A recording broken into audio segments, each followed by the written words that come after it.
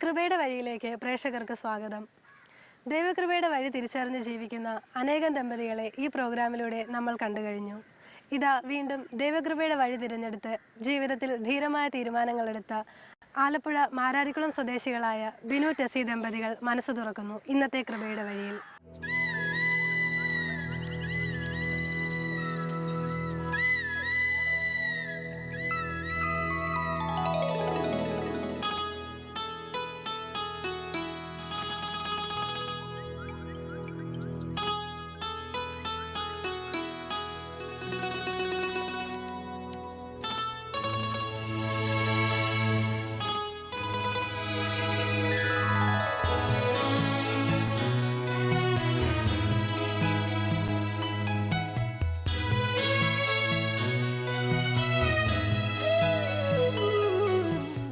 ബിനു ടെസി ദമ്പതികൾ, മാരാരിക്കുളം സ്വദേശികൾ. നിങ്ങൾക്ക് ലഭിച്ച ദൈവകൃപയെക്കുറിച്ചും ജീവിതത്തിലെ അനുഗ്രഹങ്ങളെക്കുറിച്ചും ദാനമായി ലഭിച്ച മക്കളെക്കുറിച്ചും ഒന്ന് ഷെയർ ചെയ്യും. എൻ്റെ പേര് ബിനു ടെസി. 4 കുട്ടികൾ, അമ്മച്ചിയുണ്ട് വീട്ടിൽ. വിവാഹത്തിന് മുമ്പ് തന്നെ ജിസ്യൂതായിട്ട് ബന്ധപ്പെട്ട് പ്രോ ലൈഫ് മിനിസ്ട്രിയായിട്ട് കടന്നപ്പോൾ പലരും ഞങ്ങളൊരു എക്സിബിഷനൊക്കെ നടത്തുമ്പോൾ പലരും ചോദിക്കാറുണ്ട്, നിങ്ങൾ വിവാഹം കഴിക്കുമ്പോൾ എങ്ങനെയാണ്, നിങ്ങൾ ഞങ്ങളുടെയൊക്കെ പറയുന്നത് പോലെയാണോ നിങ്ങളുടെ ജീവിതം രീതിയൊക്കെ എന്ന് ചോദിച്ചു. അപ്പോൾ നമുക്ക് കാണാം എന്ന് പറയാറുണ്ടായിരുന്നു. പക്ഷേ അതൊക്കെ എനിക്കൊരു വെല്ലുവിളിയായിട്ട് ഞാൻ ഏറ്റെടുത്തായിരുന്നു. അതുപോലെ എനിക്ക് സ്വപ്നങ്ങളുണ്ടായിരുന്നു. കർത്താവിന് വേണ്ടി കുഞ്ഞുങ്ങൾ ഞങ്ങൾക്ക് വിവാഹ ജീവിതത്തിലൂടെ നൽകുന്ന കുഞ്ഞുങ്ങൾ ദൈവത്തിന് വേണ്ടി വളർത്തണം. അങ്ങനെ കൂടുതൽ കുഞ്ഞുങ്ങൾ തന്നാൽ, ദൈവം തന്നാൽ ഞങ്ങൾ സ്വീകരിക്കും എന്നുള്ളൊരു ബോധ്യം എനിക്ക് വിവാഹത്തിന് മുമ്പ് തന്നെ അത് കിട്ടിയായിരുന്നു. അതിനുശേഷമാണ് ഞങ്ങൾ ഇപ്പോൾ വിവാഹം കഴിഞ്ഞിട്ട് തന്നെ 7 വർഷമായി. 7 വർഷത്തിനുള്ളിൽ തന്നെ ഞങ്ങൾക്ക് 6 മക്കളുണ്ട്. 2 കുട്ടികൾ അബോർഷനായി പോയി. ഒരു സ്വർഗത്തിൽ നിന്ന് തീർച്ചയായിട്ടും ഞങ്ങൾക്ക് വേണ്ടി പ്രാർത്ഥിക്കുന്നുണ്ട് തമ്പുരാൻ്റെ സന്നിധിയിൽ. എന്നാൽ ദൈവം ഓരോ കുഞ്ഞുങ്ങൾ വരുമ്പോഴും അനുഗ്രഹത്തിൻ്റെ വഴികൾ ഞാൻ കാണുന്നുണ്ട്. ഏറ്റവും നമ്മൾ ഇന്ന് പല കുടുംബങ്ങളിലും കാണുമ്പോൾ 2 കുഞ്ഞുങ്ങൾ വന്ന് നിർത്താൻ കാരണം എന്താണെന്ന് വെച്ചാൽ അവർ സാമ്പത്തികമായ ബുദ്ധിമുട്ടാണ്. രണ്ടാമത്തെ കുഞ്ഞ് പ്രസവിക്കുന്ന ടൈമിനൊക്കെ എനിക്കും വലിയ സാമ്പത്തിക ബാധ്യതകളും സാമ്പത്തിക പ്രശ്നങ്ങളിലൂടെ ഞെരുക്കങ്ങളിലൂടെയൊക്കെ കടന്നുപോയൊരു സമയമായിരുന്നു.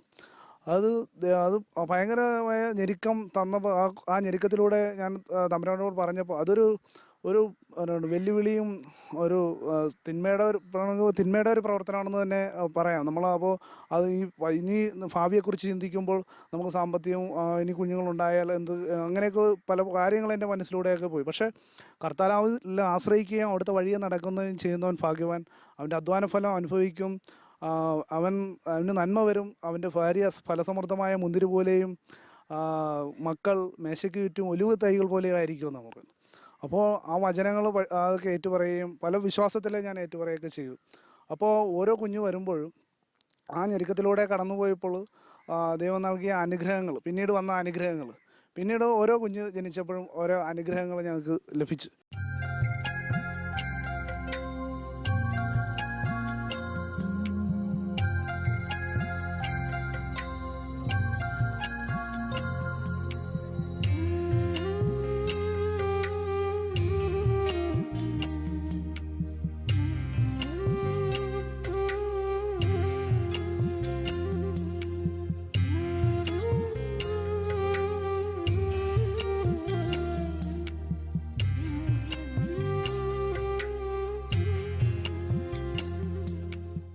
ജീവന്റെ മൂല്യം തിരിച്ചറിഞ്ഞത് കൊണ്ടാണോ അതോ വലിയ കുടുംബം വേണമെന്നുള്ള ഒരു ആഗ്രഹം കൊണ്ടാണോ ലഭിച്ച മക്കളെ എല്ലാം സ്വീകരിക്കുവാനായിട്ട് തയ്യാറായത്? ജീവൻ്റെ മൂല്യത്തെ തിരിച്ചറിഞ്ഞതുകൊണ്ടാണ് ഞങ്ങൾ കുഞ്ഞുങ്ങളെ സ്വീകരിക്കാൻ തയ്യാറായത്.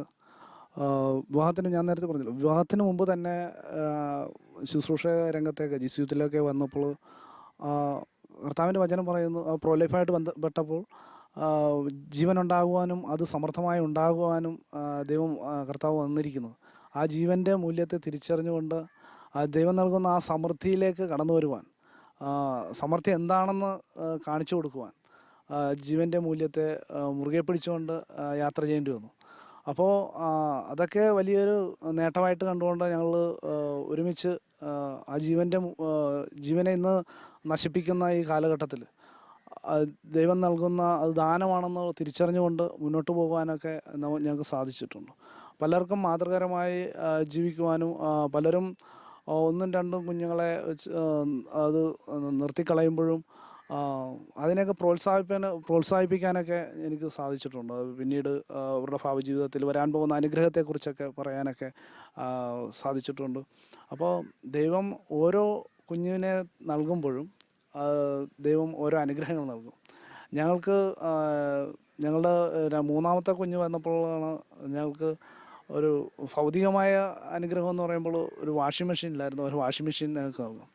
അപ്പോൾ എന്നാണ് നാലാമത്തെ കുഞ്ഞ് വന്നപ്പോൾ ഞങ്ങൾക്ക് 2 വീലർ ഒരെണ്ണം ഉണ്ടായിരുന്നു, അത് പോവുകയാണ് ചെയ്തത്. പക്ഷേ ഞാൻ പറയുമായിരുന്നു നാലാമത്തെ കുഞ്ഞ് വരുമ്പോൾ എല്ലാവർക്കും യാത്ര ചെയ്യുവാനായിട്ട് ഒരു വണ്ടി ഞങ്ങൾക്ക് ആവശ്യമാണ്. പക്ഷേ നാലാമത്തെ കുഞ്ഞ് വന്ന് കഴിഞ്ഞ ദിവസം ഞങ്ങൾക്കൊരു ഒരു വണ്ടി എല്ലാവർക്കും യാത്ര ചെയ്യാവുന്ന രീതിയിലുള്ള ഒരു വണ്ടി ഭർത്താവ് ക്രമീകരിച്ച്. അപ്പോൾ അതുപോലെ തന്നെ ശുശ്രൂഷയുടെ കാര്യങ്ങളിലും പിന്നെ എൻ്റെ ജോലിയുടെ കാര്യങ്ങളിലൊക്കെ ദൈവം വളരെ മനോഹരമായിട്ട്, ഞാനൊരു വെൽഡിങ് വർക്കാണ് ഞാൻ ചെയ്തുകൊണ്ടിരുന്നത് ആദ്യ കാലഘട്ടങ്ങളിൽ. പിന്നീട് ജിസിയുമായിട്ട് ബന്ധപ്പെട്ടൊക്കെ നമ്മൾ പ്രോഗ്രാമൊക്കെ ചെയ്യുമ്പോൾ ഡെക്കറേഷൻ വർക്കൊക്കെ ചെയ്യുമായിരുന്നു. പക്ഷേ അത് പിന്നീട് രണ്ടാമത്തെ കുഞ്ഞ് ജനിച്ചതിന് ശേഷം നമ്മളൊരു ജിസിയുത്തിൻ്റെ കല്യാണത്തിന് ഒരു ഡെക്കറേഷൻ വർക്ക് ചെയ്യും. അത് പ്രൊഫഷണലായിട്ട് തുടങ്ങാൻ കർത്താവ് ആഗ്രഹിക്കുന്ന പോലെ എനിക്ക് തോന്നി. അത് പ്രൊഫഷണലാക്കി അതിപ്പോൾ ഒരു പ്രൊഫഷനായിട്ട് അതും കൂടെ ആഡ് ചെയ്ത് പോകുന്നു. അത് എന്നെ ശക്തനാക്കുന്നതിലൂടെ എനിക്കെല്ലാം ചെയ്യാൻ സാധിക്കുമെന്ന് ആ വചനം പലപ്പോഴും ഞാൻ ഏറ്റുപറയാറുണ്ട്. അങ്ങനെ പല കാര്യങ്ങളിലൂടെ കർത്താവിൻ്റെ ശുശ്രൂഷകൾ നമ്മൾ കഷ്ടപ്പാടിലൂടെയൊക്കെ ചെയ്തപ്പോൾ ഇതൊക്കെ വെറും നിസ്സാരമായിട്ട് ജോലിയും മറ്റു കാര്യങ്ങളൊക്കെ വെറും സിമ്പിളായിട്ട് എനിക്ക് ചെയ്യാൻ സാധിക്കുന്നുണ്ട്. ചേച്ചി, വിവാഹത്തിന് മുൻപ് കൂടുതൽ മക്കളെ വേണമെന്നൊരു ആഗ്രഹം ഉണ്ടായിരുന്നോ? അതോ വിവാഹത്തിന് ശേഷം ഭർത്താവിൻ്റെ താല്പര്യപ്രകാരമാണോ കൂടുതൽ കുട്ടികളെ സ്വീകരിക്കാനായിട്ട് തയ്യാറായത്? അതിൽ പൂർണ്ണമായും സംതൃപ്തിയുണ്ടോ? കൂടുതൽ മക്കൾ വേണമെന്ന് ഇപ്പോൾ ശരിക്കും ആഗ്രഹം തോന്നി തുടങ്ങിയിട്ടുണ്ടോ? വിവാഹത്തിന് ശേഷമാണ് ഞാൻ ഈ ശുശ്രൂഷകളിലൊക്കെ പങ്കെടുക്കാൻ തുടങ്ങിയത്. വിവാഹത്തിന് മുമ്പ് കാറ്റീസം പഠിപ്പിക്കുകയും പള്ളി അങ്ങനെ കാര്യങ്ങൾ അങ്ങനെ പൊതുവേ അങ്ങനെ ഒന്നും ചെയ്യില്ല. കുർബാന കാണുക, കാറ്റീസം പഠിപ്പിക്കുക, അങ്ങനെയുള്ള കാര്യങ്ങളും കഴിഞ്ഞ് വീട്ടിൽ വരിക, അത്രയേ ഉള്ളായിരുന്നു.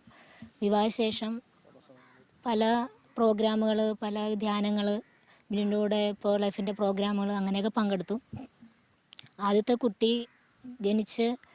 ജനിച്ചില്ല, അബോഷനായി പോയപ്പോൾ ആ ഒരു ഫീലിംഗ് അത് പറഞ്ഞറിയിക്കാൻ പറ്റിയില്ല. പിന്നെ അതൊരു വേദനയായിട്ട് എപ്പോഴും ഉള്ളിൽ കിടക്കും. അതിങ്ങനെ പറഞ്ഞപ്പോൾ ഞങ്ങളൊരു തീരുമാനത്തിലെത്തി, ഇനി ഉണ്ടാകുന്ന കുട്ടികളെ അതിൻ്റെ സുരക്ഷ ദൈവം തരുന്നത് ഞങ്ങൾ എത്രയാണേലും സ്വീകരിക്കാൻ തയ്യാറാണ്. ഒത്തിരി പുറത്തുനിന്നൊക്കെ ഒത്തിരി പരിഹാസവും കളിയാക്കലും എല്ലാം ഉണ്ട്. പക്ഷെ അതൊക്കെ അതൊരു അനുഗ്രഹമായിട്ട് തന്നെ ഞങ്ങളത് സ്വീകരിക്കുന്നു. കുഞ്ഞുങ്ങൾ 4 പേരും മുറ്റത്ത് ഓടി നടക്കുന്നത് കാണുമ്പോൾ തന്നെ ഞങ്ങൾക്ക് 2 കുട്ടികൾ അബോഷനായി പോയത് അത് സ്വർഗത്തിൽ നിന്ന് പ്രാർത്ഥിക്കും. ഞങ്ങളെപ്പോഴും കുഞ്ഞുങ്ങളോട് പറയും, 4 കുട്ടികളോടും അത് തെളിച്ച് പറയും. ഇങ്ങനെ നമുക്ക് വേണ്ടി 2 മാലാഖമാർ സ്വർഗത്തിൽ നിന്ന് പ്രാർത്ഥിക്കുന്നുണ്ട്. കൂടുതൽ മക്കൾ ഒരു ദൈവകൃപയാണെന്ന് ചേച്ചി വിശ്വസിക്കുന്നുണ്ട്. ദൈവത്തിൻ്റെ ദാനമാണ് മക്കളെന്നാണ് വചനം പറയുന്നത്. അത് ഉൾക്കൊണ്ട് തന്നെയാണ് ജീവിക്കുന്നത്. ഇനിയും മക്കളുണ്ടായാൽ അതിനെ സ്വീകരിക്കാൻ ഞാൻ തയ്യാറാണ്. എല്ലാവരും പറയും ഓരോ പ്രസവം കഴിയുമ്പോൾ ആരോഗ്യമില്ല, ക്ഷീണമാണ്, കൊച്ചാണ് നീ എന്നൊക്കെ പറയും. പക്ഷേ എൻ്റെ ആരോഗ്യസ്ഥിതി ഈ 4 കുട്ടികളല്ല, ഇനിയും ഉണ്ടായാലും അതുങ്ങളെ നോക്കാനും അതുങ്ങൾക്ക് ഭക്ഷണം ഉണ്ടാക്കി കൊടുക്കാനുള്ള ആരോഗ്യം ദൈവം തരും എന്നുള്ള ഉറപ്പുണ്ട് എനിക്ക്.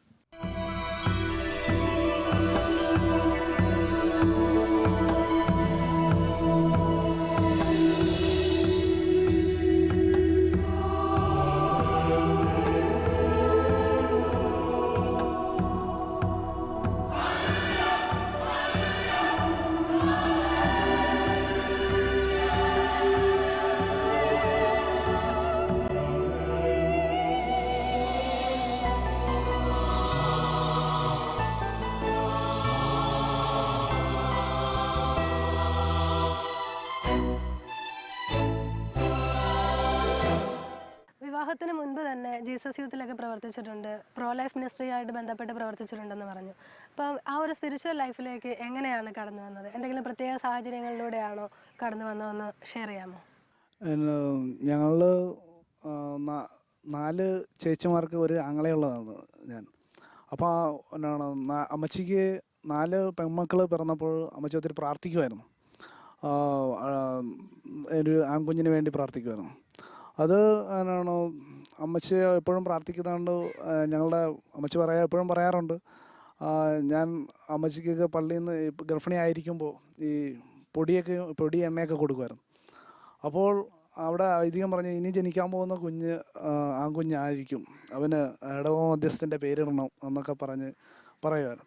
അതുപോലെ തന്നെ 5ാമത്തെ കുഞ്ഞ് ഞാൻ ജനിച്ചപ്പോൾ ആ പേരിടുകയും ഞാൻ പ്രാർത്ഥനയുടെ ഒരു ഫലമായിട്ടാണ് അമ്മച്ചിക്ക് എനിക്ക് കിട്ടിയത്. അത് പലപ്പോഴും അമ്മച്ചി എന്നോട് പറയാറുണ്ട്. അപ്പോൾ കുഞ്ഞുനാളിൽ തന്നെ 7 വയസ്സിലായി തന്നെ അപ്പച്ചൻ മരിക്കുകയും അത് കഴിഞ്ഞ് അമ്മച്ചി എല്ലാ ദിവസവും എന്നെ പള്ളി വിടുകയും ഒരു നേരമെങ്കിലും പള്ളി പോകാതെ വീട്ടിലിരുന്ന് കഴിഞ്ഞാൽ അന്ന് ഭക്ഷണം ഉണ്ടാകത്തില്ല. അപ്പോൾ ഭക്ഷണം കഴിക്കാനുള്ളത് കൊണ്ട് ഞാൻ പള്ളിയിൽ പോയി രാവിലെ. അപ്പോൾ ചെറുപ്പം മുതലേ ആ ഒരു പരിശീലനം എനിക്ക് കിട്ടിയിരുന്നു. കുഞ്ഞുനാളിന് മുതലേ പള്ളിയിൽ പോകാതെ ഒരു കാര്യം അമ്മച്ചി ചെയ്യിപ്പിക്കത്തില്ല. പിന്നെ അതുപോലെ തന്നെ പ്രാർത്ഥനയും കാര്യങ്ങളും അങ്ങനെ വന്നിരുന്നു. പിന്നീട് സ്കൂളിൽ പഠിക്കുമ്പോഴും മേഖലകളിലൊക്കെ ആയിരുമ്പോഴും എപ്പോഴും പള്ളിയിൽ പോയിട്ട് ശേഷമുള്ള ഓരോ കാര്യങ്ങൾ സ്പോർട്സിനാണെങ്കിലും ആണെങ്കിലൊക്കെ നമ്മൾ ചെയ്യുമ്പോൾ പ്രാർത്ഥിച്ചിട്ടാണ് എല്ലാ കാര്യങ്ങളും ചെയ്തത്. അപ്പോൾ അതെനിക്ക് മനസ്സിലായി. പക്ഷേ എനിക്ക് അതുപോലുള്ളൊരു പ്രാർത്ഥിക്കുന്നൊരു കൂട്ട് കിട്ടിയില്ലായിരുന്നു ആ സമയങ്ങളിൽ.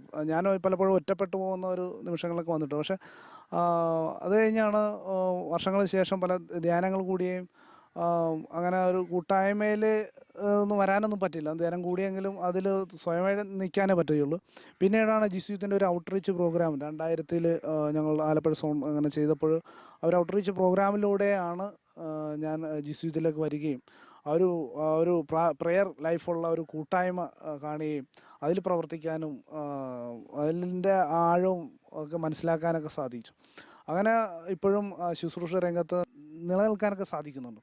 അതുപോലെ തന്നെ എൻ്റെ മൂത്ത ആൾ അവൻ 1ാം ക്ലാസ് ആയില്ല, 5 വയസ്സിൽ തന്നെ തനിയെ പള്ളി അടുത്താണ്, തനിയെ പള്ളിയിൽ പോകാനൊക്കെ രാവിലെ എണീറ്റ് പള്ളിയിൽ പോകാനൊക്കെ അവൻ ചെയ്യുന്നുണ്ട്. അവനെ പ്രോത്സാഹിപ്പിക്കുന്നുണ്ട്. അവൻ ചിലപ്പോൾ കുർബാന തുടങ്ങിക്കഴിഞ്ഞാണെങ്കിൽ പോകുന്നു, എന്നാലും അവൻ പോയിക്കോളും. രാവിലെ എണീക്കാൻ നേരത്തെ ഇച്ചിരി മടിയാണെങ്കിലും പിന്നെ പള്ളി പോകണം, ഈശോമ്മയെ കാണണമെന്ന് പറയുമ്പോൾ അവൻ രാവിലെ തന്നെ പള്ളിയിൽ പോകും. അപ്പോൾ ദൈവത്തിൻ്റെ വലിയൊരു ഇടപെടലാണ്, ചെറുപ്പം മുതലേ കിട്ടിയ ഒരു അനുഗ്രഹമാണ് അമ്മച്ചിയുടെ പ്രാർത്ഥനയും വിശ്വാസ ജീവിതത്തിലേക്ക് വരുവാനും പിന്നെ കൂടുതലും വളരാൻ സാധിച്ചത് ജിസ്യൂത്തിലൂടെ നിന്നാണ്. ഞങ്ങൾ ഈ 4 മക്കളായതിനു ശേഷം പലരും പറയാം, നിങ്ങൾ എങ്ങനെ ഇനി എങ്ങും പോകാനൊക്കത്തില്ല, നിങ്ങൾക്കെങ്ങും ഇനി കുഞ്ഞുങ്ങളായിട്ട് ഇവിടെ ഒരു സ്ഥലത്തും പോകാനൊക്കത്തില്ല, 4 മക്കളുണ്ട്, ഇനി എന്തെടുക്കുമെന്ന് നിങ്ങൾ ചോദിച്ചു. പക്ഷേ ഈ കഴിഞ്ഞ ഫെയ്ത്ത് കോൺഫറൻസിൽ 2 മാസമായ കുഞ്ഞ് 2 മാസമായ ഫെയ്ത്ത് കോൺഫറൻസിന് ഓഗസ്റ്റിൽ നടന്നപ്പോൾ 2 മാസമേ ആയുള്ളായിരുന്നു കുഞ്ഞിന്. ഞങ്ങൾ കുഞ്ഞുമായിട്ട് ഞങ്ങൾ അവിടെ ഫെയ്ത്ത് കോൺഫറൻസ് പങ്കെടുക്കുവാനും എല്ലാ കാര്യങ്ങളും 2 കുട്ടികൾ ഉള്ളവർ ആസ്വദിക്കുന്നതിനേക്കാൾ കൂടുതൽ പ്രാർത്ഥിക്കുവാനും ഞങ്ങൾക്ക് എല്ലാം സാധിച്ചു. അതൊക്കെ വലിയൊരു അനുഗ്രഹമായിരുന്നു. പിന്നെ ഈ ഓരോ കുഞ്ഞുങ്ങൾ വന്നപ്പോഴും അവർക്കെല്ലാം ഞാൻ മാമോദിസ നേരത്തെ തന്നെ കൊടുത്തു. 20, 22, 25 ഒരു മാസത്തിനുള്ളിൽ തന്നെ എല്ലാവർക്കും മാമോദിസ കൊടുത്തു. പിന്നെ ഞങ്ങളുടെ മേഖല ചില അമ്മച്ചിമാർ പറയും ഗർഭിണിയായിരിക്കുന്ന സമയങ്ങളിൽ മാമോദിസ മുക്കാൻ പാടില്ല എന്നൊക്കെ പറയാറ്. അപ്പോൾ അങ്ങനെ ഒരു സാഹചര്യത്തിലൂടെ ഞാൻ കടന്നു പോയായിരുന്നു. ടെസ്സി 2ാമത്തെ കുഞ്ഞ് ഗർഭിണിയായിരുന്നപ്പോൾ ഇവരുടെ ഒരു കസിൻ എൻ്റെ കുഞ്ഞിനെ മാമോദിസ മുക്കണമെന്ന് പറഞ്ഞു. അപ്പോൾ പലരും പറഞ്ഞു അങ്ങനെ മുക്കാൻ പാടില്ല, ഗർഭിണിയായിരിക്കുമ്പോൾ അങ്ങനെ മുക്കാൻ പാടില്ല. പക്ഷേ അപ്പോഴാണ് എനിക്ക് ബോധ്യം വന്നത്, പരിശുദ്ധ അമ്മ എലിസബത്തിനെ സന്ദർശിച്ചപ്പോൾ അവിടെ പരിശുദ്ധാത്മാവ് യോഹന്നാനിൽ നിറയെ ഉദരത്തിൽ കുട്ടി കുതിച്ചെന്നാണ് പറയുന്നത്. അപ്പോൾ ആ ഒരു വലിയൊരു അനുഗ്രഹമാണ്. പരിശുദ്ധാത്മാവിനെ കൊടുക്കുന്ന സമയത്ത് നമ്മളൊരു കുഞ്ഞുണ്ടെങ്കിൽ അത് വലിയൊരു അനുഗ്രഹമാണ് എന്ന് എനിക്ക് ബോധ്യം കിട്ടിയായിരുന്നു. അപ്പോൾ ഞാൻ പല അച്ഛന്മാരോടൊക്കെ ചോദിച്ചപ്പോൾ അങ്ങനെയൊന്നും പറഞ്ഞിട്ടില്ല, ഇവിടെ ഒന്നും പറഞ്ഞിട്ടില്ല, ആര് പറഞ്ഞെന്ന് ചോദിച്ചു.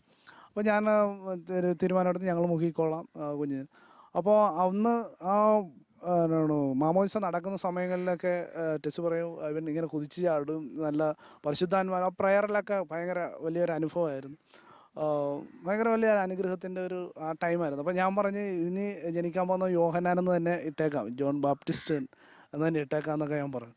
അപ്പോൾ അങ്ങനെ അവന് രണ്ടാമത്തെ കുഞ്ഞിന് ജോൺ ഉദരത്തിൽ വെച്ച് തന്നെ, ബാക്കിയുള്ള കുഞ്ഞുങ്ങളെല്ലാം ഉദരത്തിൽ വെച്ച് തന്നെ ഞങ്ങൾ പേര് നിശ്ചയിച്ചായിരുന്നു. അവന് യോഹന്നാൻ എന്നിട്ട് ആ മൂത്ത ആളിൻ്റെ പേര് ആൻഡേഴ്സൺ, രണ്ടാമത്തെ ആൾ യോഹന്നാൻ, മൂന്നാമത്തെ ആൾ ഹെനോക്ക്. പിന്നെ വിശ്വാസ വർഷത്തിൽ നമുക്ക് നൽകിയ ഒരു മാർപ്പാപ്പയും വിശ്വാസ വർഷത്തോടനുബന്ധിച്ച് ഞങ്ങൾക്ക് നാലാമത്തെ കുഞ്ഞിന് ഫ്രാൻസിസ് എന്ന ഒരു പേര് കൂടെ അവന് കൊടുത്തു.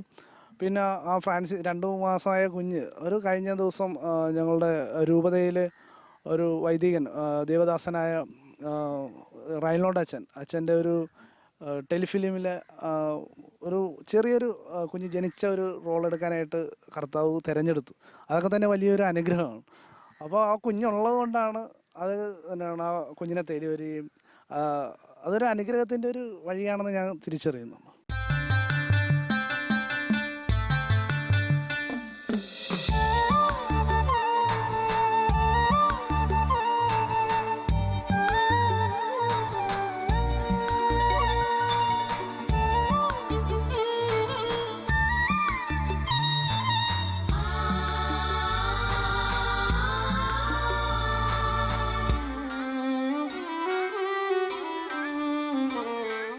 നാല് സഹോദരിമാരുടെ ഏക സഹോദരനാണെന്ന് പറഞ്ഞല്ലോ. കൂടുതൽ മക്കളെ സ്വീകരിക്കുന്ന ആ ഒരു കാഴ്ചപ്പാടിൽ അവരുടെയൊക്കെ സമീപനം എങ്ങനെയായിരുന്നു? അവർ രണ്ടാമത്തെ കുഞ്ഞ് ജനിച്ചപ്പോൾ പലരും ചേച്ചിമാർ വന്ന് പറഞ്ഞു അതിന് നിർത്തുന്നില്ല എന്നൊക്കെ പലരും ചോദിച്ചു. പക്ഷേ ഞാൻ അവരോട് മറുപടി പറഞ്ഞു, ഓരോ കുഞ്ഞ് വരുമ്പോഴും ദൈവം നൽകുന്ന അനുഗ്രഹം നിങ്ങൾ തിരിച്ചറിയണം. നിങ്ങൾക്ക് ചെയ്യാൻ കഴിയാത്തതാണ് ഞാൻ ചെയ്യുന്നത്, എന്നിലൂടെ കർത്താവ് ചെയ്യുന്നത്. അപ്പോൾ ഓരോ കുഞ്ഞ് വരുന്നതിൻ്റെ അനുഗ്രഹങ്ങൾ നിങ്ങൾ പിന്നീട് കാണാം എന്ന് ഞാൻ പറഞ്ഞായിരുന്നു. പിന്നെയും മൂന്നാമത്തെ കുഞ്ഞ് ജനിച്ചപ്പോൾ അവർ സപ്പോർട്ടാണ്, പക്ഷേ അവർക്ക് മറ്റുള്ളവരെ അവരെ പിന്തിരിപ്പിക്കുന്ന പോലെ എനിക്ക് തോന്നിയായിരുന്നു. പിന്നെ ഓരോ കുഞ്ഞുങ്ങളെ കാണുമ്പോൾ അവർക്ക് ഓരോ കുഞ്ഞിനെ കാണുമ്പോൾ അവർക്ക് ഭയങ്കര സന്തോഷമാണ്, എടുക്കണം, ഭയങ്കര ഇതാണ്. പക്ഷേ ഓരോ കുഞ്ഞ് ജനിക്കുന്നുമ്പോഴുള്ള ആ സാഹചര്യത്തിലൂടെ കടന്നു പോകുമ്പോൾ അവർക്ക് സപ്പോർട്ട് ചെയ്യാനായിട്ട് ഇന്നത്തെ സമൂഹത്തിൻ്റെ ആ ഒരു ഇതാണ് അവർക്ക് സപ്പോർട്ട് ചെയ്യാനായിട്ട് സാധിക്കാതെ പോകുന്നു. അവർ പിന്നീട് മൂന്നാമത്തെ കുഞ്ഞ് ജനിച്ച് പിന്നെ ഇനി പറഞ്ഞിട്ട് കാര്യമില്ലെന്ന് അവർക്ക് മനസ്സിലായി. പിന്നെ അവർ വരുന്ന കുഞ്ഞുങ്ങളെല്ലാം സ്വീകരിക്കാനും സന്തോഷത്തോടെ സ്വീകരിക്കാനൊക്കെ സാധിക്കും. അതോടൊപ്പം തന്നെ ഞാൻ ചിന്തിക്കുന്ന വേറൊരു കാര്യം, ഇന്ന് പല മഹാന്മാരും നമുക്ക് മാതൃകയാണ്. അപ്പോൾ അബ്ദുൽ കലാം നമ്മളുടെ മുൻ പ്രസിഡൻറ്റ് 7ാമത്തെ പുത്രനായിരുന്നു. പിന്നെ അതുപോലെ ഇന്ന് പലരും കൊട്ടിഘോഷിക്കുന്ന ക്രിക്കറ്റിലെ സച്ചിൻ, അത് 4ാമത്തെ പുത്രനാണ്. ഞാൻ സച്ചിൻ്റെ അവസാനത്തെ കളിയുടെ ഭാഗങ്ങളിൽ എൻ്റെ കൂട്ടുകാരൻ, എൻ്റെ കൂടെ വർക്ക് ചെയ്യുന്ന പയ്യൻ, അവൻ സച്ചിൻ്റെ ഫ്ലെക്സ് അടിക്കാനായിട്ട് പോയി. അപ്പം ഞാൻ പറഞ്ഞു, എടാ നീ സച്ചിൻ്റെ ഫ്ലെക്സ് എല്ലാം അടിക്കണ്ട, അവരുടെ അപ്പൻ്റെയും അമ്മയുടെയും ഫ്ലെക്സാണ്. ആ അപ്പനും അമ്മയും 4ാമത്തെ കുഞ്ഞിന് ജന്മം കൊടുത്തില്ല അയച്ചെങ്കിൽ ഈ ഒരു ലോകം കാണുന്ന സച്ചിനെ കിട്ടത്തില്ലായിരുന്നു. പിന്നെ നമുക്ക് നൽകാൻ പോകുന്ന ഓരോ അനുഗ്രഹങ്ങളും ഓരോ കുഞ്ഞിനും വരുമ്പോൾ നമുക്ക് അനുഗ്രഹങ്ങൾ നമ്മൾ കാണുന്നുണ്ട്. ആ സാമ്പത്തികമായ മേഖലകൾ നമ്മൾ മെച്ചപ്പെടുന്നുണ്ട്. നമ്മൾ അവർക്ക് വേണ്ടി ചിലവഴിക്കാനായിട്ട് സമയം കിട്ടുന്നുണ്ട്. മുമ്പ് ഞാൻ രാവിലെ ജോലിക്ക് പോയി വൈകുന്നേരം എനിക്ക് വരാൻ പറ്റുന്നുണ്ട്. പക്ഷേ ഇപ്പോൾ എനിക്കതല്ല, എനിക്ക് അവരുടെ ജോലി സ്ഥലത്ത് ചെന്നാൽ മതി. അവർ മറ്റു കാര്യങ്ങൾ എല്ലാം അറേഞ്ച് ചെയ്ത് കൊടുത്തു കഴിഞ്ഞാൽ എനിക്ക് ബാക്കിയുള്ള സമയങ്ങളിലൊക്കെ മറ്റ് ശുശ്രൂഷകൾ പല കാര്യങ്ങളും വീട്ടിലാണെങ്കിലും കാര്യങ്ങളൊക്കെ ചെയ്യാനൊക്കെ എനിക്ക് സാധിക്കുന്നുണ്ട്. അപ്പോൾ അതൊക്കെ വലിയൊരു അനുഗ്രഹത്തിൻ്റെ പാതയിലൂടെ സഞ്ചരിക്കാനൊക്കെ സാധിക്കുന്നുണ്ട്. പ്രോ ലൈഫ് മിനിസ്ട്രിയുമായിട്ട് ബന്ധപ്പെട്ട് പ്രവർത്തിക്കുന്നുണ്ടെന്ന് പറഞ്ഞല്ലോ. അപ്പം നിങ്ങളുടെ പരിചയത്തിലുള്ളവരോ നിങ്ങളുടെ അടുത്തുള്ളവരോ ഒക്കെ അബോർഷന് തയ്യാറായാൽ അവരെയൊക്കെ അതിൽ നിന്നും പിന്തിരിപ്പിക്കുന്നതിലും കൂടുതൽ മക്കളെ സ്വീകരിക്കാൻ അവരെ പ്രാപ്തരാക്കുന്നതിലുമൊക്കെ നിങ്ങൾ സഹായിക്കാറുണ്ടോ? അതിന് എന്തൊക്കെ നിങ്ങൾ ചെയ്യാറുണ്ട്? ഇപ്പം ഞങ്ങളുടെ ഒരു കൂട്ടായ്മയിൽ തന്നെ ഞങ്ങൾ ഇങ്ങനെ പ്രവർത്തിക്കാറുണ്ട്. പക്ഷെ നമ്മളെ കണ്ട് തന്നെ ഞങ്ങളുടെ കൂട്ടായ്മയിലുള്ളവർ തന്നെ അത് 2 കുട്ടികൾ ജനിച്ചവർ പിന്നെയും കുട്ടികൾ വേണം, ആവശ്യകതയാണ് എന്നുള്ള ഒരു ബോധ്യം പലർക്കും കിട്ടി. അപ്പോൾ ഓരോ കുഞ്ഞുങ്ങൾ വന്ന് ദൈവം നൽകിയ അനുഗ്രഹങ്ങൾ അവർ കണ്ടു. പിന്നീട് ഇങ്ങനെ അബോഷനും ഇങ്ങനെ പ്രസവം നിർത്താനൊക്കെ ആയിട്ട് സമീപിക്കുന്നവരോട് ഞങ്ങൾ പറയും, ഈ ദൈവം നൽകാൻ പോകുന്ന അനുഗ്രഹങ്ങളെ നിങ്ങൾ തടസ്സപ്പെടുത്തരുത്. അപ്പോൾ നാളുകളിൽ നിങ്ങൾക്ക് ആ കുഞ്ഞു മൂലമായിരിക്കും നിങ്ങൾ അനുഗ്രഹിക്കപ്പെടുന്നു. അപ്പോൾ ആ ജീവൻ്റെ മൂല്യത്തെ നമ്മൾ തിരിച്ചറിയുക എന്നൊക്കെ പറഞ്ഞു കൊടുക്കാറുണ്ട്. പലരും അതിൽ നിന്ന് 2 കുഞ്ഞുങ്ങൾ കൊണ്ട് നിർത്തുന്നില്ല. അവർ പിന്നീടും അത് കുഞ്ഞുങ്ങൾ ആവശ്യമുണ്ട് എന്നുള്ളവർക്ക് തിരിച്ചെഴുവും. അപ്പം ഞങ്ങൾ ജീവിക്കുന്നു, അതുപോലെ തന്നെ നമ്മളുടെ കൂട്ടായ്മയിലുള്ളവർ അങ്ങനെ ജീവിക്കാൻ തയ്യാറായി. പിന്നെ ഞങ്ങൾ സമൂഹം തയ്യാറായിരുന്നു. അതുപോലെ തന്നെ ഗവൺമെൻറ് ഉദ്യോഗസ്ഥർ, ജീവനക്കാർ ഇങ്ങനെ പ്രസവം അവരുടെ കടമയാണ്, അവർ ഒന്ന് തിരക്കും നിങ്ങൾ നിർത്തുന്നുണ്ടോയെന്ന്. പക്ഷേ അതിന് ഞങ്ങൾ പറഞ്ഞായിരുന്നു ഞങ്ങൾ നിർത്തുന്നത് ഞങ്ങൾക്ക് കുഞ്ഞുങ്ങൾ ആവശ്യമാണ്. പിന്നീട് കഴിഞ്ഞ ദിവസം അവർ ഞങ്ങളുടെ വീട് സന്ദർശിച്ചപ്പോൾ ഞങ്ങൾക്കൊരു വണ്ടി കിടക്കുന്നു. അപ്പോൾ അവർ നിങ്ങൾക്ക് എല്ലാവർക്കും പോകാനായിട്ടുള്ള വണ്ടി ദൈവം നൽകി എന്ന്, അനുഗ്രഹത്തിൻ്റെ വഴികളാണ് എന്നൊക്കെ അവർ പറഞ്ഞു. അവർക്ക് തന്നെ ഒരു സന്തോഷവും ഒരു കുഞ്ഞുങ്ങൾ ഇപ്പോൾ അനുഗ്രഹങ്ങൾ കണ്ടുകൊണ്ട് അവർക്ക് ഭയങ്കര താല്പര്യമൊക്കെ തോന്നി. ഇന്ന് ഒത്തിരി ദമ്പതികൾ കുഞ്ഞുങ്ങളില്ലാതെ വിഷമിക്കുന്നവരുണ്ട്, ഒത്തിരി വേദനയിൽ കഴിയുന്നവരുണ്ട്. അവരോട് നിങ്ങൾ പ്രോ ലൈഫ് മിനിസ്ട്രിയിൽ പ്രവർത്തിക്കുന്നവരെന്ന നിലയിൽ നിങ്ങൾക്ക് എന്ത് മെസ്സേജാണ് പറയാനുള്ളത്? കർത്താവിൽ ആശ്രയിക്കുക. അവിടുന്ന് തൻ്റെ വഴിയിലൂടെ നടക്കുന്നവർക്ക് അവിടെ തീർച്ചയായും അനുഗ്രഹം ഉണ്ടാകും. പിന്നെ പലരോടും ഞങ്ങൾ ഈ കുഞ്ഞുങ്ങളില്ലാത്തവരുടെ പലരോടും സംസാരിച്ചപ്പോൾ അവർക്ക് വേണ്ടി പ്രാർത്ഥിക്കാനായിട്ടൊക്കെ നിന്ന് പോവുകയൊക്കെ അവർക്ക് പ്രാർത്ഥിക്കുകയൊക്കെ ചെയ്തപ്പോൾ അവരോട് സംസാരിച്ചപ്പോൾ ഞങ്ങൾക്ക് കിട്ടിയൊരു ഇതാണ്, ഞങ്ങൾക്ക് ഒരു ജോലി ഉണ്ടായിട്ട് കുഞ്ഞു മതി, ഞങ്ങൾക്കൊരു വീട് വെച്ചിട്ടൊരു കുഞ്ഞു മതി, ഞങ്ങൾക്ക് ഒരു മെച്ചപ്പെട്ട ഒരു സമ്പ്രദായം ഉണ്ടായിട്ടും കുഞ്ഞുങ്ങൾ മതി എന്ന് പറഞ്ഞ് അവർ മാറ്റിവെച്ചതിൻ്റെ പേരിലാണ് പലർക്കും കുട്ടികളില്ലാതെ. അപൂർവം ആൾക്കാർക്ക് മാത്രമേ ഉള്ളൂ കുഞ്ഞുങ്ങളെ ലഭിക്കാമായിരുന്നു. അത് ദൈവം നൽകാൻ പോകുന്ന അനുഗ്രഹത്തെ നമ്മൾ തടസ്സപ്പെടുത്തുമ്പോഴാണ് അത് അങ്ങനെയൊക്കെ സംഭവിക്കുന്നത്. തീർച്ചയായും അങ്ങനെ നമ്മൾ സംഭവിച്ചിട്ടുണ്ടെങ്കിൽ കുമ്പസാരം എന്ന കൂദാശയിലൂടെ നമ്മൾ കർത്താവിനോട് ഏറ്റുപറയുമ്പോൾ വലിയ അനുഗ്രഹങ്ങൾ തീർച്ചയായിട്ടും ലഭിക്കും. കുഞ്ഞുങ്ങളില്ലാത്തവർക്ക് വേണ്ടി ഞങ്ങൾ മിക്കപ്പോഴും പ്രാർത്ഥിക്കാറുണ്ട്. ഞങ്ങളുടെ കുഞ്ഞുങ്ങൾ തന്നെ മക്കളില്ലാത്തവർക്ക് വേണ്ടി പ്രാർത്ഥിക്കാറുണ്ട്.